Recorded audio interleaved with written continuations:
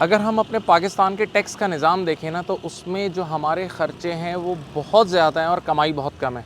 और अंदर की बात ये है कि ख़र्चों को कंट्रोल करने का कोई निज़ाम भी नहीं है। यानी कोई इस रीसेंट बजट में आप देखें तो ख़र्चे कट डाउन करने के लिए कोई सीरियस कोशिश नहीं की गई है। और जो रेवेन्यू का टारगेट रखा गया है वो 17 ट्रिलियन का, जिसमें से 7 ट्रिलियन सूबों में बांट दी जाएंगी जो एनएफसी अवार्ड के जरिए, और बाकी 10 ट्रिलियन 10 ट्रिलियन सिर्फ इंटरेस्ट पेमेंट की मद में निकल जाएगा। यानी जो भी 17 कमाया है 7 प्रोविंस को और बाकी 10 का इंटरेस्ट पेमेंट हम कर रहे होंगे।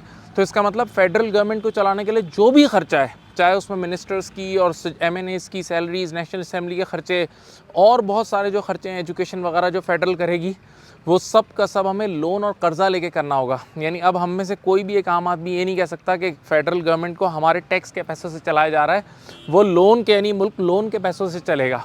और आप यकीन करें, इसकी अगर मैं परसेंटेज निकाल के बताऊँ ना, तो एक रीसेंट स्टडी में उन्होंने कहा था कि हमारा जो टोटल रेवेन्यू का टारगेट है उसका 65% हम सिर्फ इंटरेस्ट की पेमेंट में वापस कर रहे हैं। और अगर मैं जीडीपी की परसेंटेज से बात करूं तो हमारे जीडीपी का 6% हम इंटरेस्ट की पेमेंट में वापस कर रहे हैं।